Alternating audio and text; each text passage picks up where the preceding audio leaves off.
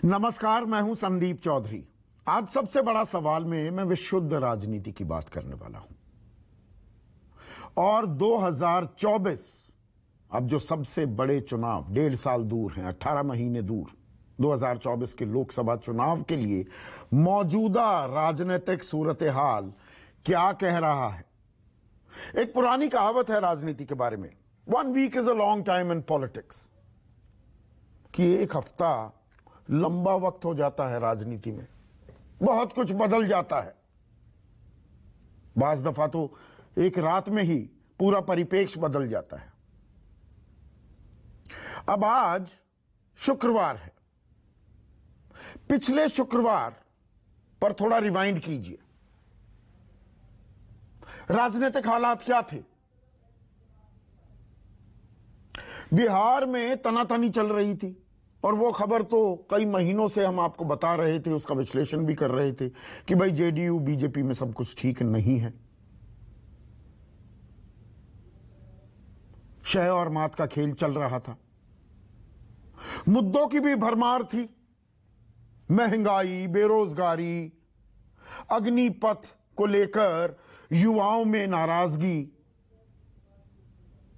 गिरता रुपया और संसद का मॉनसून सत्र भी चल रहा था। 2 हफ्ते तो हो हल्ले में, हंगामे में ही जाया हो गए, बह गए। फिर थोड़ी बहुत महंगाई की चर्चा हुई और उसमें भी बात क्या निकली कि मेरी महंगाई तेरी महंगाई से अच्छी। कोई सॉल्यूशन सामने आता नहीं दिखा। विपक्ष के पास तश्तरी में, थाली में मुद्दे सजे हुए थे, लेकिन सरकार को घेरने में वो नाकाम दिख रही थी, क्योंकि विपक्ष ही लामबंद नहीं था, एकजुट नहीं था। इसकी मानगी हमने उपराष्ट्रपति चुनाव और राष्ट्रपति चुनाव दोनों में देखी। जिस राज्यपाल जगदीप धनखड़ के साथ लगातार 36 का आंकड़ा रहा, ममता बनर्जी जो कि मुख्यमंत्री हैं पश्चिम बंगाल की, उपराष्ट्रपति चुनाव में विपक्ष के उम्मीदवार के पक्ष में भी वोट नहीं डाला। ममता बनर्जी ने जो विपक्ष की एकाकी बड़ी सूत्रधार बनने की उन्होंने कई कोशिशें की। विपक्ष अलग थलग था। कांग्रेस में भी ऊर्जा आई तो सवाल यह उठने लगे, ये ऊर्जा जो सड़कों पर दिख रही है वो गांधी परिवार पर ईडी ने शिकंजा कसा तो वो हरकत में आए हैं क्या? लेकिन पिछले 1 हफ्ते में अब देखिए माहौल कैसे एकदम बदल जाता है। जो बीजेपी राजनीतिक शहमात के खेल में हमेशा अव्वल आती दिखी, वहां बिहार में उसे मुंह की खानी पड़ी।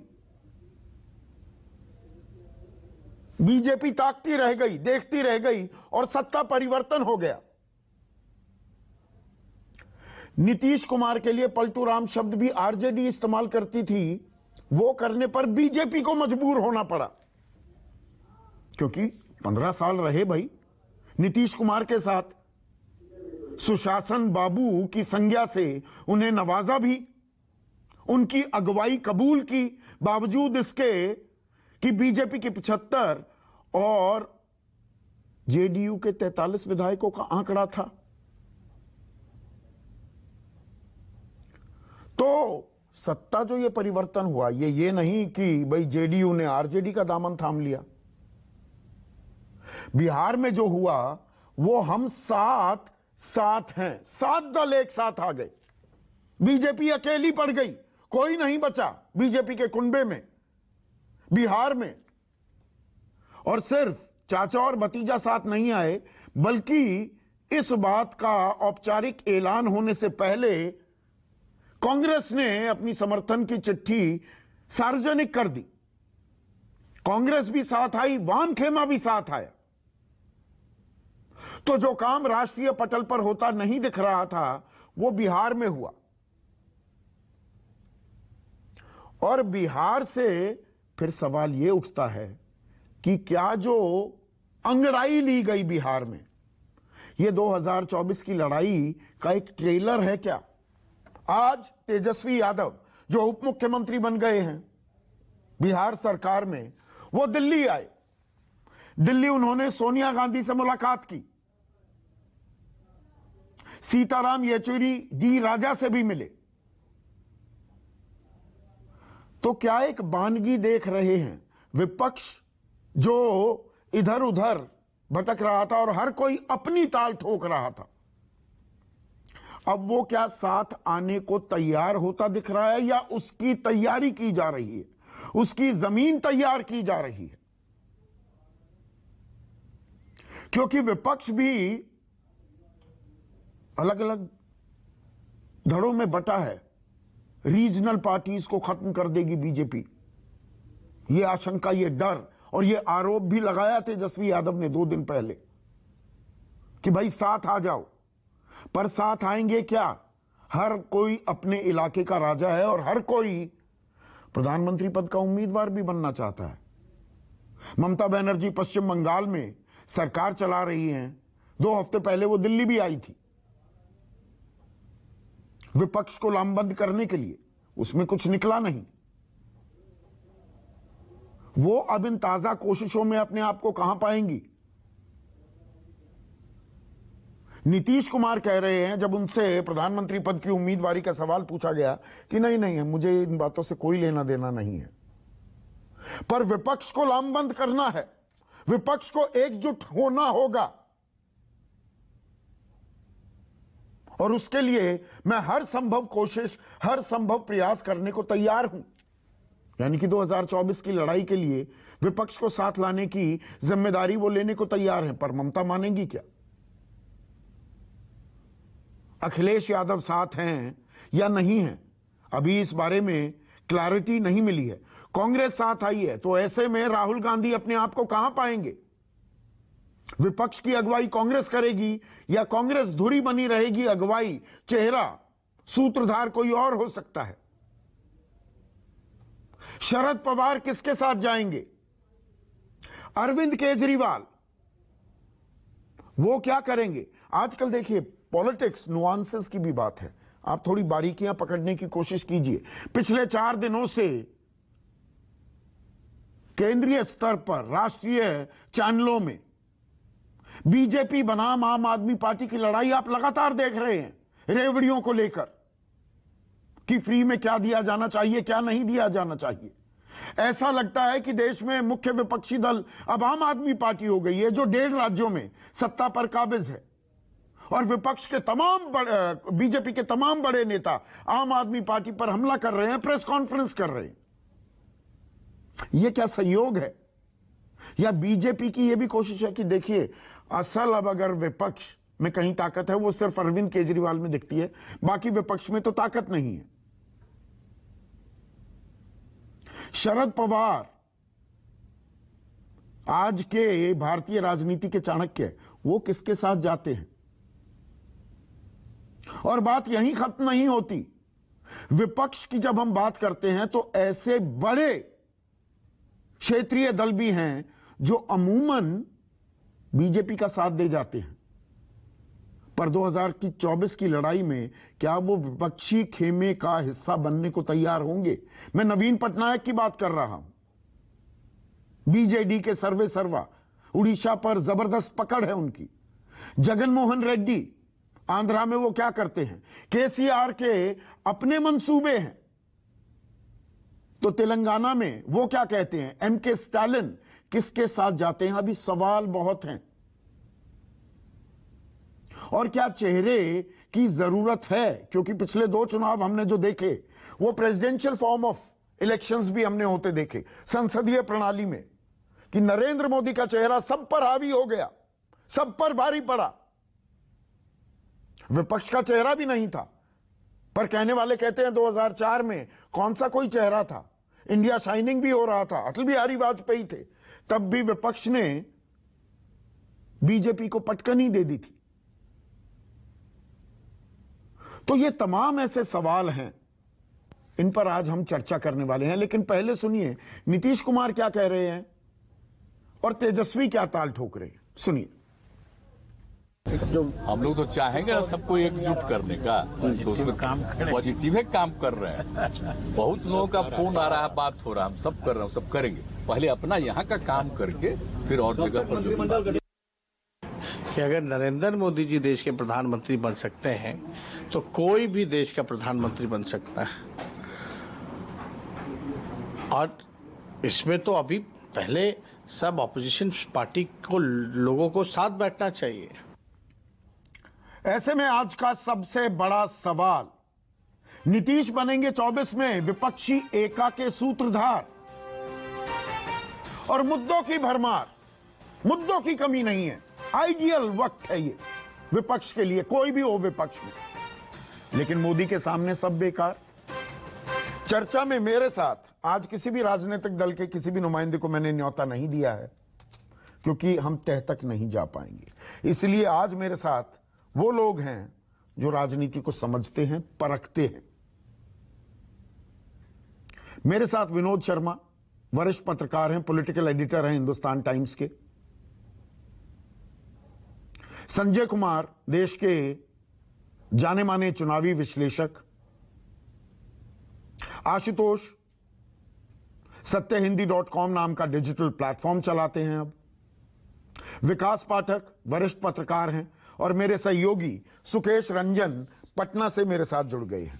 तो आशुतोष, ये जो पॉलिटिक्स में कहते हैं ना कि एक हफ्ता बहुत लंबा वाकया होता है, ये पिछले एक हफ्ते में जो कुछ हुआ है, और अब विपक्ष की एकजुटता की सब दुहाई देते दिख रहे हैं, ये भी टेम्परेरी फेज है या कुछ आप वानगी देख रहे हैं कि विपक्ष को समझ में आ गया साथ साथ नहीं आए तो खत्म हो जाएंगे, अस्तित्व खतरे में तो है ही, खत्म ही ना हो जाए?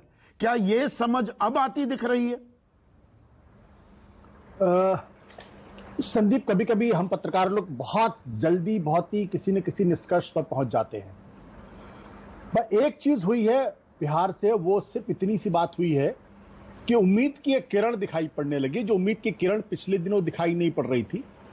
और लोग ये कहने लगे थे कि दरअसल जिस तरीके से नरेंद्र मोदी के खिलाफ या भारतीय जनता पार्टी के खिलाफ एक जुटता विपक्ष में होनी चाहिए थी, वो बिल्कुल दिखाई नहीं पड़ती थी। एक निराशा का भाव था। बिहार ने जरूर उस निराशा के बादलों को थोड़ा कम किया है, उम्मीद की किरण जरूर दिखाई पड़ी है, और ये लोग कहने लगे कि अब विपक्ष एकजुट हो सकता है।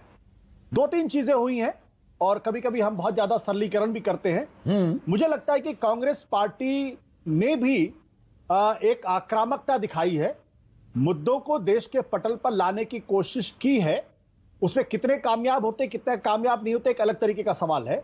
और एनफोर्समेंट डायरेक्टोरेट ने जिस तरीके से तमाम विपक्षी नेताओं को को निशाना बनाने की कोशिश की है, उससे भी विपक्षी दलों के अंदर और खासतौर पर उन नेताओं को जिनकी अति महत्वाकांक्षाएं हैं लेकिन भारतीय जनता पार्टी के साथ नहीं जा सकते हैं, उनके मन में यह सवाल जरूर पैदा हो गया है कि अगर इसी तरीके से चलता रहा और इसी तरीके से अगर चुनौती नहीं दी गई देश के प्रधानमंत्री नरेंद्र मोदी और भारतीय जनता पार्टी को, तो फिर हम सबका अस्तित्व मिट जाएगा और हमारे साथ कोई नहीं होगा।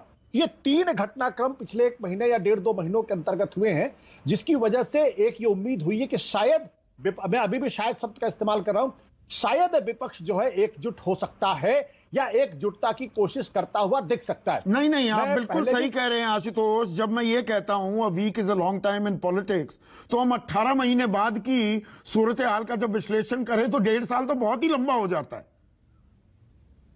देखिए, ये तो चर्चिल ने बहुत पहले कहा था कि एक हफ्ते बहुत कुछ होते, राजनीति में बहुत बड़ा लंबा अरसा होता है। लेकिन जिस तरीके की भारतीय, देखिए 3-4 चीजों को हमें ध्यान रखना चाहिए। ये जो इस वक्त की जो भारतीय जनता पार्टी है, इसकी तुलना लोग अक्सर कांग्रेस पार्टी से करते हैं। मुझे लगता है कि कांग्रेस पार्टी से इसकी तुलना नहीं करनी चाहिए जब कांग्रेस पार्टी का डोमिनेंस होता। उसके कारण यह है कि यह भारतीय जनता पार्टी एक विचारधारा वाली पार्टी है, और इसकी विचारधारा का एक अभीष्ट है, उसका एक यूटोपिया है, और यह यूटोपिया इस पार्टी को बहुत आकर्षक बना देता है एक नए युवा वर्ग के अंदर, जो उसकी बहुत बड़ी ताकत बनती है, जो कांग्रेस पार्टी के पास कभी नहीं था। जब भी इंदिरा गांधी भी थी, जवाहरलाल नेहरू तो उस वक्त भी।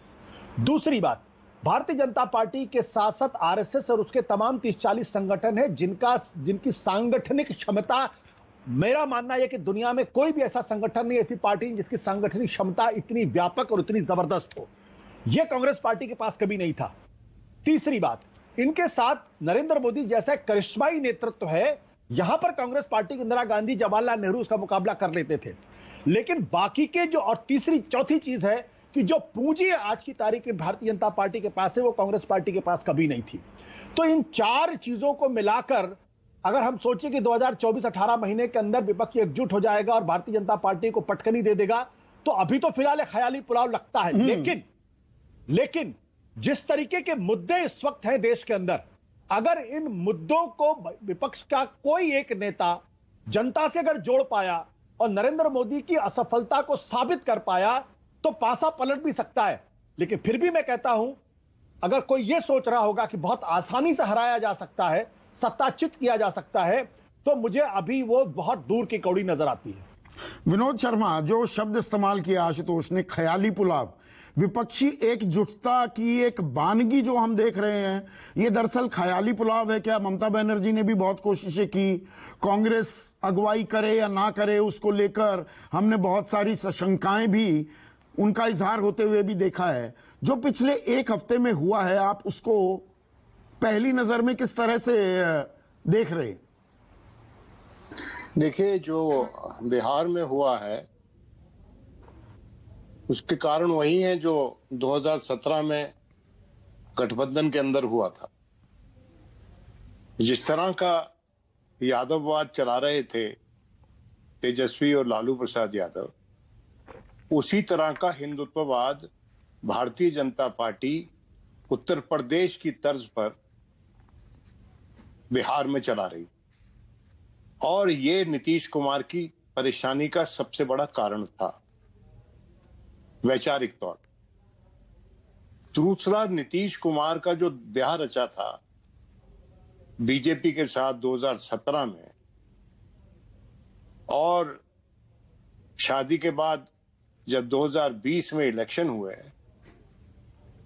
तो जो कारकर्दगी भारतीय जनता पार्टी ने नीतीश कुमार के साथ की चिराग पासवान के सौजन्य से, उसके चलते उस अलायंस की नींव में ही दरार थी। और आश्वासित थे नीतीश कुमार कि उनको इस अलायंस से बाहर निकलना है। ज्यादा पत्रकारों ने तवज्जो नहीं दी इस पे। अगस्त माह में पिछले साल नेशनल एग्जीक्यूटिव ने जनता दल यूनाइटेड की उनको प्राइम मिनिस्टीरियन मटेरियल बताया था। और आज या कल नीतीश जो बोले हैं कि 2014 में तो जीत लिया, अब 24 में जीत के दिखाएं, तो ये उसी तर्ज पे है जिस तर्ज पे नेशनल एग्जीक्यूटिव की रेजोल्यूशन पास हुई थी। और 2014 में अगर आपको याद हो, नीतीश कुमार ने एनडीए से बाहर निकल आए थे और वो मोदी जी के साथ कोई स्टेज भी शेयर नहीं करना चाहते, और उसके कारण भी वही थे जो मोदी साहब एम्बॉडी करते थे, और जिसकी चर्चा मेरे मित्र आशुतोष ने कही कि वो एक अनअसेलेबल पॉलिटिकल कैंपेन, एक अनअसेलेबल पॉलिटिकल फोर्स के द्वारा किया जाता है। लेकिन ये बात सच है, मैं मानता हूं इस बात को कि आज के दिन भारतीय जनता पार्टी और उसकी बहुत सी भुजाएं, या आरएसएस या उसकी बहुत सी भुजाएं बहुत ही मजबूत और उनकी पकड़ दूर तक इस देश में है। लेकिन एक बड़ा नुकसान जो भारतीय जनता पार्टी के नेताओं के दंभ ने किया है, वो ये है कि आज के दिन एक पॉलिटिकल पार्टी जो इस बात पे गर्व किया करती थी कि हमारे पास अलायंस चलाने का सबसे बड़ी सलाहियत हमारे पास है, और ये गर्व अटल जी के जमाने में किया जाता था। और आडवाणी जी ने जब अटल जी को प्रधानमंत्री बनाने की पेशकश की, तो इसी एक्सेप्टेंस पे की थी कि Atal ji is a more inclusive attractive figure जो और दलों को हमारे साथ जोड़ेगा। और वो दल जुड़े, 96 में नहीं जुड़े पर 98 में जुड़े ज्यादा हुए। फिर उसके बाद जो इलेक्शन हुए उसमें बहुत से लोग चले आए, बीच में विश्वासघात किया जयललिता ने, फिर तेलुगु देशम के चंद्रबाबू आ गए, और यही चंद्रबाबू जो थे इन्होंने 2013-14 में सबसे पहले अपनी सपोर्ट मोदी जी के लिए अनाउंस की, जिसके चलते उनके कैंडिडेचर को एक मेजर बूस्ट मिला। तो और आज के परिप्रेक्ष्य में विनोद शर्मा, एक सेकंड मैं आपको रोक रहा हूं। आज के परिप्रेक्ष्य में देखिए, बिहार में हम 7 हैं, 7 दल एक साथ आ गए। जो बात आप कह रहे थे बीजेपी वहां अकेली हो गई, क्या इसकी वानगी हम राष्ट्रीय पटल पर भी होते देख सकते हैं? और इसमें नीतीश कुमार का चेहरा कबूल हो गया, उसमें कांग्रेस और वाम खेमा शामिल है, पर वो बिहार तक सीमित है। केंद्र में आपको कौन अगुवाई करता दिख रहा है? ये एक और जो कोशिश है विपक्ष को साथ लाने की, उसमें चेहरा बनेंगे नीतीश कुमार बनते दिख रहे हैं, उस और ये खेल जाता दिख रहा है, या वो सूत्रधार होंगे, या अभी बहुत मील चलना है? नहीं, डगर पनघट की लंबी है, हाँ। कठिन है, लेकिन राजनीति is a game of possibility.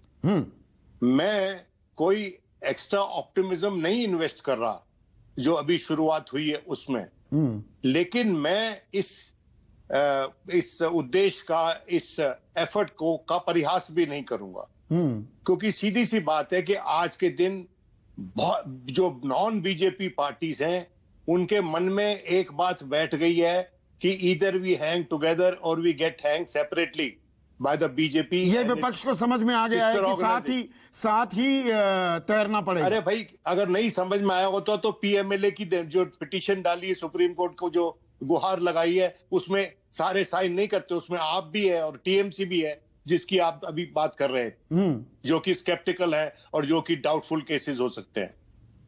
देखिए, एक हद तक ही आप स्टेट के तंत्र का इस्तेमाल कर सकते हैं अपने राजनीतिक उद्देश्य को पूरा करने की। उसमें बीजेपी की अप्रोच बैलेंस नहीं रही है, और उसके और अभी हाल ही में जो जजमेंट आया है सुप्रीम कोर्ट की तरफ से, अगर आप उसको पढ़ें तो आप वकील ना होते भी समझ जाएंगे कि वो किस डायरेक्शन में जा रहा है। वो उस डायरेक्शन में जा रहा है जहां पर विपक्ष की टांगे पहले से ही सुन्न कर दी जाएंगी ताकि वो खड़ा ही ना हो सके। तो आप क्या ये कह रहे हैं संजय कुमार, और एक सेकंड विनोद, क्या जो मैं समझा हूं संजय की, जो एक तो ये विजयी रथ जो लगातार बदस्तूर चलता जा रहा है बीजेपी का, और उसके साथ दबंगई बीजेपी की, क्या वो दरअसल विपक्ष को मजबूर कर रही है साथ आने के लिए? आप किस तरह से देख रहे हैं इस घटनाक्रम को? निश्चित रूप से संदीप, कोई अट्रैक्शन तो नहीं दिखाई, कोई पॉजिटिव एजेंडा नहीं है विपक्ष के पास कि इस पॉजिटिव एजेंडे पर हम एक साथ आएंगे, कोई वैचारिक हमारी समानता है इसलिए हम साथ आएंगे। लेकिन ये जरूर है कि कि जिस तरह से बीजेपी का भय होता जा रहा है, चाहे वो सरकारी तंत्र इस्तेमाल करके वो बीजेपी के लीडर या जो अपोजिशन के लीडर या अपोजिशन पार्टीज के पीछे पड़ रहे हैं, जो विनोद शर्मा जी भी कह रहे थे, और ये आजकल पॉपुलर फ्रेज जो है, आइदर यू हैंग टुगेदर और यू हैंग सेपरेटली। तो ये जो बात है, अब उनके धीरे धीरे मन में उन्हें समझ आने लगी है कि अगर 2024 में कुछ अस्तित्व बचाना है, और क्योंकि उसके पहले ही अस्तित्व इनके खतरे में है, एक एक पार्टियों को टारगेट किया जा रहा है, और इसका आभास विपक्षी नेताओं को, विपक्षी पार्टियों को होने लगा है।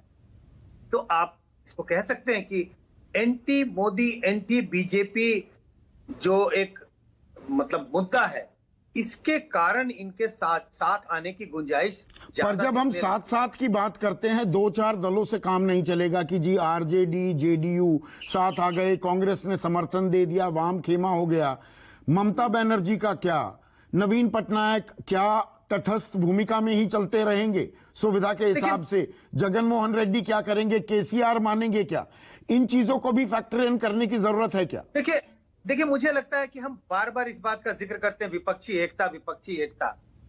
मुझे लगता है कि मैं विपक्षी एकता शब्द इस्तेमाल न करके अब हमें कहना चाहिए विपक्षी पार्टियों का कोऑर्डिनेशन। तो एकता, कोऑर्डिनेशन का मतलब यह है कि भाई आप अलग अलग राज्यों को देखो कि हमें हरियाणा में क्या करना है, हमें आंध्रा में क्या करना है, तेलंगाना में क्या करना है, तो कोऑर्डिनेशन की जरूरत है। मतलब विपक्षी गठबंधन हो, विकेंद्रित विपक्षी गठबंधन की बात कर रहे हैं आप। बिल्कुल बिल्कुल बिल्कुल। Decentralize opposition coordination, unity unity unity बहुत मतलब एक ऐसा वर्ड लिखता है जैसे यूनिटी एक कि भैया अपना अपना घर संभालो, राष्ट्र के परिप्रेक्ष्य में हम साथ हैं, बाकी अपना अपना घर संभालो। और अगर आपने अलग अलग इलाकों में अपना अपना घर संभाल लिया और अपनी अपनी जमीन बचा ली, तो उसका जो कुल जोड़ जो होगा वो राष्ट्रीय परिप्रेक्ष्य में अपने आप दिखेगा। और बीजेपी अपने आप अलग अलग जगहों में जब बीजेपी को धक्का लगेगा, पर प्रेसिडेंशियल इलेक्शन बना दिए हैं, चेहरा काम करता है, ये हमने होता देखा 2014-2019 में। बस इसी ट्रैप में फंसने की जरूरत नहीं है, बार बार इस बात का जिक्र। और मुझे लगता है विपक्षी पार्टियों के बीच इस बात की बड़ी चर्चा होती रहती है कि चेहरा कौन होगा। मुझे नहीं लगता है कि चेहरा तलाशने की अभी कोई जरूरत है। ये जरूर है कि आप कुछ भी करें, चित भी मेरी पट भी मेरी, बीजेपी यही करेगी। चित भी मेरी पट भी मेरी का मतलब अगर आपने कोई नेता नहीं चुना तो बीजेपी लगातार। पर नेता ना हो, सूत्रधार की तो जरूरत है, सूत्रधार भी कोई कबूल होगा सबको। सूत्रधार की जरूरत है, नेता की जरूरत नहीं है। इसी के लिए मैंने कहा कोऑर्डिनेशन की जरूरत है। तो अगर कोऑर्डिनेशन की जरूरत है तो आप एक कोऑर्डिनेशन कमिटी बनाइए। एक सिंगल सूत्रधार की भी जरूरत नहीं है, आप 3-4 लोगों की कमिटी बना सकते हैं, जिससे किस इलाके में, मतलब किस राज्य में कैसा गठबंधन हो, किस तरह से सीटों का बंटवारा हो, उसकी देखरेख करें। तो अगर आप एक चेहरा भी लेके आएंगे तो भी आपके लिए मुश्किल है, क्योंकि प्रेसिडेंशियल इलेक्शन में प्रधानमंत्री मोदी के सामने किसी भी नेता का टिक पाना बड़ा मुश्किल है। बिल्कुल। और नहीं, पर इसमें देखिए नीतीश कुमार का, सुकेश, एक अपना यूएसपी है जो प्रधानमंत्री मोदी के लिए कि परिवारवाद का आरोप नहीं लग सकता, ईमानदार एक छवि है, परिश्रमी व्यक्ति। प्रधानमंत्री बनने से पहले नरेंद्र मोदी भी 13 साल मुख्यमंत्री रह चुके थे, यहां पर 17 साल 8 बार के मुख्यमंत्री नीतीश कुमार हैं। तो जहां तक चेहरे की बात आती है तो कई मानकों में ये मतलब, और टीआरपी के लिए भी अच्छा है, ये दर्शकों को लुभाने के लिए भी, कि ये फाइट की जब बात होती है तो चर्चा काफी लंबी की जा सकती है। पर नीतीश कुमार जैसे सधे हुए पके हुए राजनेता हैं, वो सत्ता इस तरह से बीजेपी का साथ छोड़ देना, आरजेडी के साथ आना और विपक्षी एका की बात करना, ये यूं ही तो नहीं हुआ होगा ना। वो आराम से 2025 तक अपनी सरकार चला सकते थे, 36 का आंकड़ा चलता रहता। ये बीजेपी का साथ छोड़ना, ये सिर्फ जी हमारे साथ दगा हो गई, ये हो गया, कहानी वहां तक सीमित है या 2024 से ये कहीं ना कहीं जुड़ी हुई है? जाहिर तौर पे ये कहीं ना कहीं जुड़ी हुई है और सीधी जुड़ी हुई है, इसलिए इस पे कोई चर्चा करना मुझे लगता है व्यर्थ है कि ये ओवरनाइट कुछ हो गया और वो अलग आ गए, इसके पीछे कोई मंशा नहीं है। जाहिर तौर पे 2024 से जुड़ा हुआ है। और एक बात सीधी सी है कि नरेंद्र मोदी और नीतीश कुमार का कंपैरिजन जो है वो अनफेयर कंपैरिजन है। ये कंपेयर आप नहीं कर सकते। नरेंद्र मोदी एक ऐसे दल से आते हैं जिसकी आज की तारीख में एक बड़ी मजबूत पकड़ है, न सिर्फ हिंदी हार्टलैंड में बल्कि उसको एक्सपैंड भी कर लिया है उन्होंने। नीतीश कुमार जनता दल परिवार से निकले हुए, उसके कई जो टुकड़े हुए उनमें से एक टुकड़ा जेडीयू है और वो बिहार में किसी न किसी के साथ मिलकर सरकार चलाते रहे हैं। हाँ, वो 17 साल के मुख्यमंत्री जरूर हैं, चेहरे के तौर पे आप ऐसे जोड़ सकते हैं, लेकिन आप संगठन लीजिए, आप सांगठनिक कौशल लीजिए, हाँ, इसमें आप दोनों को कंपेयर नहीं कर सकते। संगठन में भी तजुर्बा ज्यादा है नरेंद्र मोदी का, गवर्नेंस के मामले में भी 13-14 साल गुजरात में रहने के बाद अब उनका 8 साल का अनुभव केंद्र का भी है।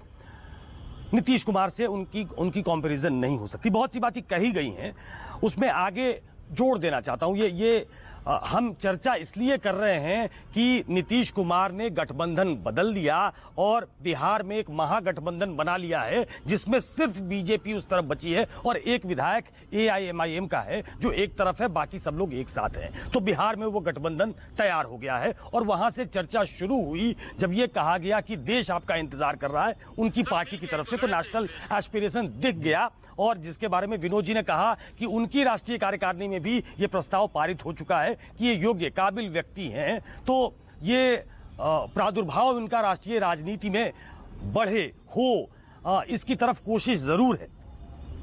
लेकिन ये कोशिश कैसी होगी?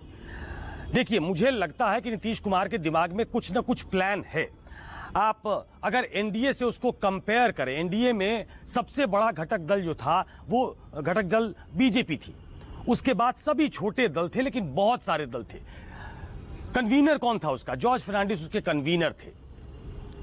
क्या इस तरीके की चर्चा हो रही है कि कैसे ऐसे ही किसी पद को यूपीए में, चूंकि कांग्रेस की जो सोनिया गांधी थी, जो यूपीए की चेयरपर्सन थी, वो बहुत ही सक्रिय थी जब सरकार चल रही थी। अब वो राजनीति से एक तरीके से रिटायरमेंट की तरफ बढ़ने लगी हैं। वो सक्रिय राजनीति में कितने दिन रहेंगी, इसको लेकर चर्चा होने लगी है। वो मेंटल जो है वो राहुल गांधी को पकड़ाना चाहती है, और राहुल गांधी में विपक्ष का वो विश्वास नहीं है। और सीधी सी एक जो मोदी के खिलाफ राहुल गांधी को खड़ा कर दिया गया है, उस रेस में राहुल गांधी पीछे दिखाई देते हैं। तो क्या ये कोशिश इसलिए है नीतीश कुमार की तरफ से? और मैं आपको बताऊं कि जैसे उनकी अरविंद केजरीवाल से बहुत लोग बधाई देने के लिए फोन कर रहे हैं, लेकिन उसके राजनीतिक मायने हैं। लोग कह रहे हैं कि अरविंद केजरीवाल भी एक चेहरा है, ममता बनर्जी क्या पीछे हटेंगी, क्या केसीआर पीछे हट जाएंगे? नहीं, इनमें से कोई पीछे नहीं हटेगा। बहुत दिन से ये फॉर्मूला जो है वो शरद पवार ने दे रखा है, अपने अपने स्टेट में थाम लीजिए और नरेंद्र मोदी को वहां मतलब शिकस्त देकर दिखाइए। ये पूरी तैयारी मुझे लगता है कि इसको ध्यान में रखकर की गई है कि विपक्ष का एक कोऑर्डिनेशन बने, और ये आज नहीं हुई है। ये मुझे लगता है कि जिस समय, मैं बार बार कह रहा हूं कि कोविड से जिस समय ग्रस्त थी सोनिया गांधी, उस बार कई बार बातचीत सोनिया गांधी से हुई। सोनिया गांधी ने उनको राहुल से संपर्क में रहने को कहा, ये मैं पहले भी कह चुका हूं। तो ये कोशिश और एक खाका मुझे लगता है कि पहले से तो इस खाके में क्या बिहार में कांग्रेस का सीधा समर्थन दे देना, आरजेडी की हामी औपचारिक तौर पर जब तक आई नहीं थी, उससे पहले समर्थन पत्र भी सार्वजनिक हो चुका था, क्या नीतीश कुमार को इस तरह से समर्थन देना और फ्रंट फुट पर कांग्रेस आती दिखी इस मामले को लेकर, ये केंद्र के परिप्रेक्ष्य में भी कुछ संकेत दे रहा है क्या कि Congress can be a part of a larger alliance, कि कांग्रेस अगुवाई के लिए अपनी ताल नहीं ठोकेगी, वो किसी और चेहरे को भी सूत्रधार के तौर पर कबूल कर सकती है? क्या ये संकेत मिलते हैं सुकेश? बिल्कुल, मेरा हंच है ये कि सोनिया गांधी से उनकी बातचीत, राष्ट्रीय राजनीति में उनकी रुचि दिखाना और ये कहते हुए दिखाना कि 14 वाले 24 में आएंगे कि नहीं, हर दिन वो, मैं पटना में हूं, हर दिन वो हेड ऑन लेने की कोशिश कर रहे हैं नरेंद्र मोदी सरकार को। तो उनका जो नेशनल एस्पिरेशन है वो दिखने लगा है, वो रोल की तलाश है, और किस रोल में नीतीश कुमार जाएंगे इसको लेकर बहस है। मुझे लगता है कि कांग्रेस वो बैकग्राउंड में रह के एक बड़ा प्लेयर बनने की कोशिश में है कि किसी ऐसे व्यक्ति को खड़ा किया जाए, और शायद उसमें नीतीश कुमार फिट इन करते हैं, चिप इन करते हैं, क्योंकि वो अभी जो अपने समकक्ष उनके नेता थे उनमें सबसे ज्यादा एक्टिव है, सबसे ज्यादा अनुभवी है। इस चीज की तस्दीक मैं करना चाहूंगा विनोद, जो मैंने पहले भी सुकेश कह रहे हैं, उसके बाद मैं विकास के पास जाता हूं। जो सुकेश कह रहे हैं, क्या कांग्रेस पीछे, मतलब अगुवाई के बजाय दूसरी भूमिका में भी आने को तैयार दिख रही है क्या? नीतीश कुमार की जो प्रोजेक्शन हो रही है, या ये अभी मीडिया प्रोजेक्शन ज्यादा है, अंदर खाने क्या सहमति बनी है ये उससे अलग हो सकती है? देखो, ऐसा है, अगर कांग्रेस नीतीश कुमार के लिए स्पेस बनाती है, सीट करती है, तो वो विपक्ष के खेमे में एक मॉरल अथॉरिटी बन के उभर सकती है, दूसरों को प्रोत्साहित करने के लिए कि हमने जगह बनाई है, आप भी जगह बनाइए। ये रोल कांग्रेस ले सकती है। मुझे ये याद है कि 2015 के आसपास नीतीश कुमार की तरफ से एक पैगाम गया था कांग्रेस के, कि वो इस बात पे भी राजी थे कि अपनी पार्टी को कांग्रेस में मर्ज करते हैं। वो बात बनी नहीं, क्योंकि कांग्रेस की तरफ से रिएक्शन नहीं आया। और 2015 से 17 के बीच बिहार की राजनीति में आरजेडी से भी लॉयल दल कांग्रेस साबित हुआ था जेडीयू के लिए। ये भी एक हकीकत है। ये बात बता रहा हूं कि कोई भी बड़ी पार्टी, और कांग्रेस बावजूद इसके कि अपने इतिहास के मुकाबले लेजिस्लेटिव नंबर्स में आज के दिन एक छोटी पार्टी है, लेकिन फिर भी विपक्ष के खेमे में सबसे बड़ी पार्टी है। और उसका एक क्रिएटिव भूमिका निभाना, मैं समझता हूं कि इस रथ को या इस हल को अच्छी तरह से जोत सकता है। लेकिन देखना है अभी, ये तो अभी तो बहुत पानी बहना है। मैं एक बात कह दूं कि देखिए, ये बात सच है कि मैं बाकी सब बातों से एग्री करता हूं संजय जी की, लेकिन मेरा जहां तक अनुमान है संजय जी कि जो एक कैंपेन चलाएंगे वो एंटी मोदी नहीं होगा, वो कैंपेन उनके कारकर्दगियों पे होगा। उन्होंने जो कारनामे किए हैं, जो अपने अपनी सक्सेस क्लेम करते हैं, उसमें होल पंक्चर करके होगा। तो और मतलब मुद्दों की लड़ाई होगी, आप ये कह रहे हैं। विकास पाठक स्क्रीन पर, सर एक मिनट, विकास पाठक जो विनोद शर्मा कह रहे हैं, देखिए मुद्दों की तो भरमार है। ये कोई भी पार्टी विपक्ष में होती या होते, उनके लिए आइडियल सिचुएशन है। हम कोरोना काल से भी निकले हैं, अर्थव्यवस्थाएं गोता खा रही है, महंगाई एक समस्या है, बेरोजगारी एक समस्या है। तो एक तरफ मुद्दों की भरमार, और ये जो विपक्ष में एकता की आहट सुनाई दे रही है, क्या बीजेपी के लिए ये एक चुनौती साबित हो सकती है? या विपक्ष ना, इट फ्लैटर्स टू डिसीव, वो लगता है कि अरे ये साथ आ गए, ये कई बार साथ आए हैं। 2018 में बेंगलुरु में भी 17 दल मंच पर खड़े होकर हाथ ऊपर कर रहे थे। They only flatter to deceive. ये इतने विरोधाभास हैं विपक्षी खेमे में कि ये साथ आने को तैयार ही नहीं होंगे आखिरकार। जी देखिए, वो जो विपक्षी एकता या जो संजय जी बोल रहे थे कोऑर्डिनेशन है, वो केवल इस चीज से नहीं लॉन्ग टर्म में, उस मतलब अभी आज हम देख रहे हैं एक हफ्ते में कुछ इवेंट हुआ है, तो हमको लग रहा है कि शायद कोऑर्डिनेशन की तरफ ये लोग जा रहे हैं। लेकिन कुछ महीने पहले कई सारे विपक्षी दल थे जो कांग्रेस को रिप्लेस करने के लिए जा रहे थे। तो एक तो ये है कि ये, जैसे आपने बोला, पॉलिटिक्स में बहुत 1 week is a very long time. तो पहली चीज वो है कि क्या ये पैटर्न है, क्योंकि अभी तो केवल एक चीज हुई है कि नीतीश कुमार ने बिहार में अपना हाथ खींचा है और दूसरी तरफ गए हैं। पहली बार नहीं, वो तीसरी बार गए हैं। दूसरा उनके लिए बहुत इंपॉर्टेंट भी है क्योंकि उनकी पार्टी नंबर 3 पे है, लेकिन जिसके साथ हो जाते हैं वो बिहार में जीत जाता है, ऐसा एक पैटर्न रहा है। तो उस चीज को वो बार्गेनिंग टूल की तरह रीजनल लेवल पे यूज कर रहे हैं।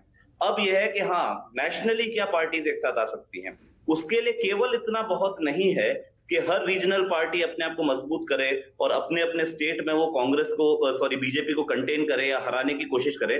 सबसे बड़ी जरूरत उसके लिए ये है कि जो, जैसे विनोद सर ने बोला कि सबसे बड़ी जो पार्टी है ऑपोजिशन में कांग्रेस है, लेकिन अगर आप देखेंगे लोकसभा में कांग्रेस बनाम बीजेपी जो सीटें आती हैं, जो 5-6 राज्यों में है, वहां कांग्रेस का सुपड़ा साफ होता है। जब तक कांग्रेस उन सीटों में बीजेपी को टक्कर नहीं देगी, तब तक ये संभव नहीं है कि ऑपोजिशन यूनिटी बहुत आसानी से आ जाए। बहुत अहम बात कह रहे हैं, थोड़ा दर्शकों को और समझा दें। आप कह रहे हैं जैसे राजस्थान में सीधे बीजेपी बनाम कांग्रेस है, 25 की 25 सीटें जीत गई, जबकि 2018 4 महीने पहले विधानसभा चुनाव में बीजेपी पर हावी पड़ी थी कांग्रेस। मध्य प्रदेश में से 29 में से 27, गुजरात में 26 में से 26, और यहां डायरेक्ट फाइट है। जी, तो मेरा पॉइंट यह है कि रीजनल पार्टीज तो बीजेपी से लड़ाई कर रही हैं। अगर आप देखें, नवीन पटनायक तो बाकायदा आगे निकल जाते हैं। ममता बनर्जी भी लड़ाई कर लेती हैं बीजेपी से। साउथ में कुछ राज्यों में तो बीजेपी है भी नहीं। लेकिन जो मेन डिफरेंस आ रहा है वो है कि कांग्रेस जहां लड़ाई, जैसे आपने बोला कि कांग्रेस जहां जहां बीजेपी के इर्द गिर्द आमने सामने है, वहां कांग्रेस बिल्कुल साफ हो जाती है। तो अब ऑपोजिशन यूनिटी का लॉजिक ही होता है कि एक फलक्रम खड़ा हो, उस फलक्रम के आसपास छोटे दल आ जाएं। फलक्रम जो है हमेशा बड़ा दल होता है। अब बड़ा दल अगर अपनी जो लड़ाई है वो हार रहा है और छोटे दल छोटी छोटी जगहों पे थोड़ी बहुत लड़ाई कर रहे हैं, तो ये बड़ा आर्टिफिशियल टाइप सिचुएशन है। नहीं, पर साथ में जो विनोद शर्मा ने कहा कि कांग्रेस अगर दरियादिली दिखाए और कमान सूत्रधार का रोल, अगुवाई की जिम्मेदारी किसी और को दे दे, तो क्या वो कंस्ट्रक्ट आपको बनता दिखता है विकास? क्योंकि एक और बात और अहम बात है ये, दक्षिण भारत में हम देखें तो बीजेपी दक्षिण भारत में कर्नाटक के अलावा कहीं अपनी पैठ नहीं बना पाई है। 20 के करीब सीटें केरला, पुडुचेरी को जोड़ दूं तो 40, तमिलनाडु, तेलंगाना और आंध्रा को जोड़ दूं 42 सीटें, 21 सीटें, फिर 20-21 सीटें उड़ीसा 42 सीटें, पश्चिम बंगाल, ये वीक स्पॉट्स हैं। तो अगर ये क्षेत्रीय दल जिनके बारे में तेजस्वी कह रहे हैं कि ये हमें तोड़ देंगे, ये तो खत्म करने पर आमादा हैं, ये थोड़ी ऊर्जा फूकें तो बीजेपी के गढ़ में, कांग्रेस की बात अलग छोड़ दें, क्या ये एक टक्कर का सबब हम देख सकते हैं? मैं बीजेपी के जगरनॉट को बिल्कुल अभी अंडरमाइन नहीं कर रहा हूं। नहीं, मेरा उसमें कहना यह है कि जो विनोद सर ने कहा कि मतलब कांग्रेस अगर ऐसी दरियादिली दिखाए, उसके लिए कांग्रेस को अपनी पूरी स्ट्रेटेजिक थिंकिंग बदलनी पड़ेगी। और क्या वो बदल रही है ये हम समझ पाएंगे अगले 2 साल में। क्योंकि आप देखिए कि जैसे अभी जो इलेक्शंस हुए असेंबलीज में, उत्तर प्रदेश ऐसा राज्य जिसमें कांग्रेस का नामो निशान नहीं है पिछले 30 साल से। केवल 2019 के लोकसभा में कुछ सीटें आई थी, उसके अलावा नहीं है। लेकिन प्रियंका जी का जो पूरा फोकस था वो उत्तर प्रदेश पे था। उसके अलावा बिहार में चाहते थे कि आरजेडी से बाई पोल्स में अलायंस हो जाए, जब लालू जी ने बोला कि क्या होता है कांग्रेस का अलायंस। तो बेसिकली कांग्रेस अभी तक क्या कर रही है, क्योंकि वो बीजेपी को डायरेक्टली उससे फाइट नहीं कर पा रही है, जहां आमने सामने की लड़ाई है वो चाह रही है पिगी बैक करना, कि जहां रीजनल पार्टी जो है वो बड़ी है, उस रीजनल पार्टी से अलायंस करो और मान लीजिए 400 सीट है तो बोलो कि हमें 70 दीजिए। मतलब ये जो स्ट्रेटेजी है इसको बदलना पड़ेगा, क्योंकि कांग्रेस को अगर उठना है तो अपने बल पर उठना पड़ेगा। और जो कागजों पर गणित जो फैलाया जाता है वो गणित चुनाव में सामने नहीं आता है। बुआ बबुआ साथ आए, 2 लड़के साथ चले, कुछ नहीं हुआ उत्तर प्रदेश में। पर यहां पर आशुतोष, जब हम लोकसभा चुनाव की बात करते हैं, विपक्ष का कोऑर्डिनेशन हो, एकजुटता हो, जो शब्द आप इस्तेमाल करना चाहें, कांग्रेस दरियादिली दिखाए या ना दिखाए, पर यहां पर जो चेहरा बहुत जरूरी एक फैक्टर बन गया है। हमने बहुत बार देखा है, 2018 में राजस्थान हो, मध्य प्रदेश हो, छत्तीसगढ़ हो, यहां पर सुपड़ा साफ हुआ, मतलब जीत गई कांग्रेस, बीजेपी हारी। पर चुनाव जब लोकसभा के हुए तो तस्वीर बिल्कुल पलट, मतलब जहां बीजेपी हार जाए वहां 25 में से 25 जीत जाती है। तो विधानसभा के नतीजे उनकी कंपैरिजन लोकसभा से करने लगे हैं, तो हम गलत आकलन, गलत विश्लेषण भी कर सकते हैं। क्या हमें यह ध्यान देना होगा? नहीं, देखिए, अगर बार बार हम इस पे हार्पिन करेंगे कि विपक्ष की तरफ से नेता कौन होगा, ये तो बीजेपी की स्ट्रेटेजी है। बीजेपी लगातार इस सवाल को खड़ा करेगी। नहीं, अगर देश का चुनाव होगा, राज्य का नहीं है, तो बीजेपी तो हाफ करेगी ना कि देश का प्रधानमंत्री कौन होगा। मुख्यमंत्री आप चुनते रहिए भाई। दिल्ली में 7 की 7 जब देश के प्रधानमंत्री चुनने की बारी आई तो 7 की 7 बीजेपी जीत गई, और उसके 6 महीने बाद विधानसभा चुनाव होते हैं तो 70 में से 62 जीत गई आम आदमी पार्टी। तो विधानसभा चुनाव और राष्ट्रीय चुनाव का फर्क भी हमें देखना होगा ना, और जनता का मानस कितना बदलता है जब वो वोट डालते हैं। हाँ, मैं जो बात कह रहा था, 2004 में भी अटल बिहारी वाजपेयी से बड़ा नेता तो कोई देश में कोई नहीं था, लेकिन चुनाव हार गए। कांग्रेस पार्टी 145 सीटें मिली और भारतीय जनता पार्टी को 138 सीटें मिली, और लौह पुरुष और विकास पुरुष दोनों मिले हुए थे। हाँ। और सामने ना लौह पुरुष था ना विकास पुरुष था, कोई नहीं था। और अभी 2015 में श्रीलंका में चुनाव हुआ, महिंदा राजपक्षे, जो इनको लग रहा था कि हमारी तो जन्म कुंडली लिखी हुई, मैं ही राष्ट्रपति बनूंगा, और अचानक हार गए बुरी तरीके से। और किसने हरा दिया? मैत्रीपाला सेना ने हरा दिया। तो राजनीति के अंदर 2 चीजें बड़ी महत्वपूर्ण है। एक, आप सत्ता, जो बीजेपी जिस रणनीति पर विपक्ष को लाना चाहती है, आप उस रणनीति पर अगर खेलने उतरेंगे कि हमारी तरफ से तो राहुल गांधी है, या हमारी तरफ से नीतीश कुमार है, हमारी तरफ से फलाने।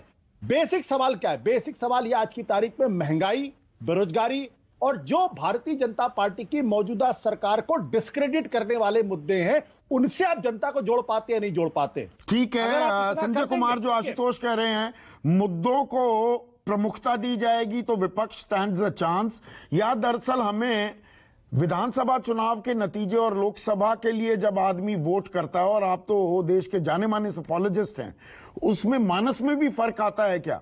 यह चीज भी फैक्टर इन करना पड़ेगा हमें जब हम कोई भी विश्लेषण करते हैं? तो संदीप, बिल्कुल करना चाहिए। खासकर पिछले 5-7 सालों में हम देख रहे हैं, 5 साल में जब प्रधानमंत्री नरेंद्र मोदी जब पहले प्रधानमंत्री बने, उस वक्त तो चाहे विधानसभा का चुनाव हो, लोकसभा का चुनाव हो, मोदी के नाम पर शुरू के 3-4 साल वोट पड़ते रहे, चाहे विधानसभा या लोकसभा में। उसके बाद चीजें बदल गई है। अब विधानसभा के जब चुनाव होते हैं तो मतदाता ये देखता है कि राज्य के लिए हमें किस पार्टी की सरकार की ज्यादा जरूरत है।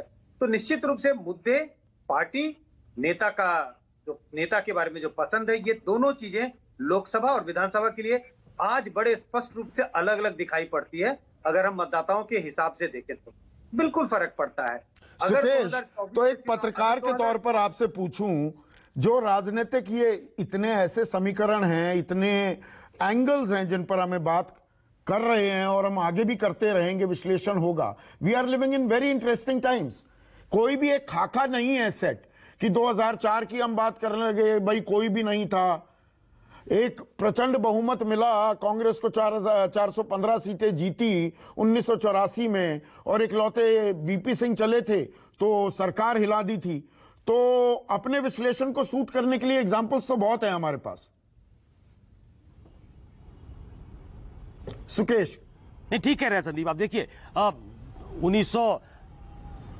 1989 की बात कर लीजिए, उसके आगे की बात कर लीजिए, 2004 की बात कर लीजिए, या 1999 की बात, जिस समय अटल बिहारी वाजपेयी, वीपी सिंह, दो लोग चैलेंजर की तरह आए और उन्होंने सत्ता हथिया लिया। लेकिन बीजेपी के अगर टर्म्स में बात करिए तो 2004, 1999, 1998 की बीजेपी आज की बीजेपी नहीं है। देखिए, आज की तारीख में दो चीजें तो बिल्कुल चाहिए। पहला तो एक पॉलिटिकल ऑल्टरनेटिव चाहिए कि क्या आप सामने रख रहे हैं। अब वो सिर्फ हिंदूवादी पार्टी नहीं है, काऊ बेल्ट की पार्टी नहीं है। उसने हिंदूवाद को राष्ट्रवाद के साथ ब्लेंड कर दिया है। मैं पहले दिन से कह रहा हूं, उन्होंने अपना एक बड़ा वोट बैंक बना लिया है गरीबों में, जो बेनिफिशियरी क्लास जिसको कहते हैं, जिसके बिना पे वो उत्तर प्रदेश से लेकर तमाम चुनाव, विधानसभा चुनाव भी जीत जाते हैं, जिसमें नरेंद्र मोदी सीधे सीधे कोई कैंडिडेट नहीं होते, और ये नरेंद्र मोदी के लिए वोट करते हैं। नरेंद्र मोदी की आज भी लोकप्रियता है। तो एक पॉलिटिकल ऑल्टरनेट इसके सामने क्या खड़ा किया जाए,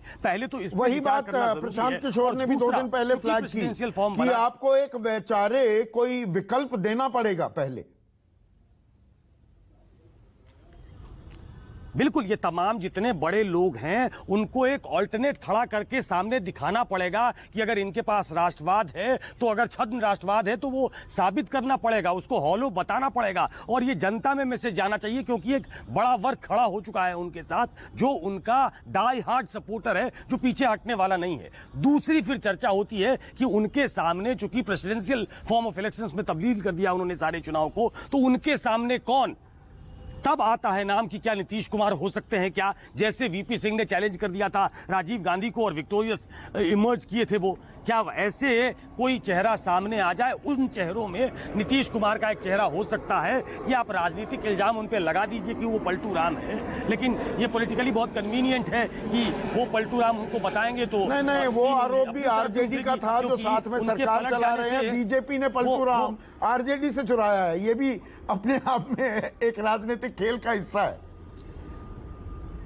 नहीं, वो करिए, लेकिन शायद वो चस्पा उस तरीके से ना हो पाए। आपको उसके बाद एक पॉलिटिकल ऑल्टरनेटिव देने के बाद आपको एक चेहरे की तलाश होगी, जो कि होनी पड़ेगी। एक चेहरा सामने आना पड़ेगा जनता को। आज की तारीख में वो चेहरा चाहिए, क्योंकि राजनीति इवॉल्विंग होती है, इवॉल्व करके तो बहुत ही रोचक दौर से राजनीति के हम गुजर रहे हैं, और अगले 18 महीने तो बहुत एक्साइटिंग होने वाले हैं। रोलर कोस्टर राइड होने वाली है। विपक्ष एकजुट होता दिख रहा है, लेकिन दे फ्लैटर टू डिसीव। पहले भी ऐसी कोशिशें हुई, निकला कुछ नहीं।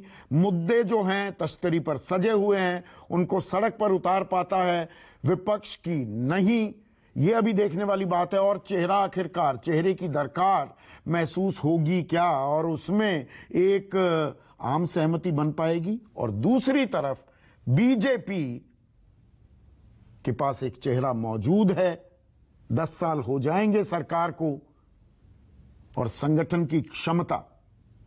तो द गेम इज ऑन, और बड़ा इंटरेस्टिंग गेम होने वाला है। आज के लिए बस इतना ही। नमस्कार। सबसे बड़ा सवाल presented by Patanjali herbal bath soap, त्वचा की प्राकृतिक कोमलता एवं सुंदरता के लिए। को presented by Kajaria, India's number 1 tile company.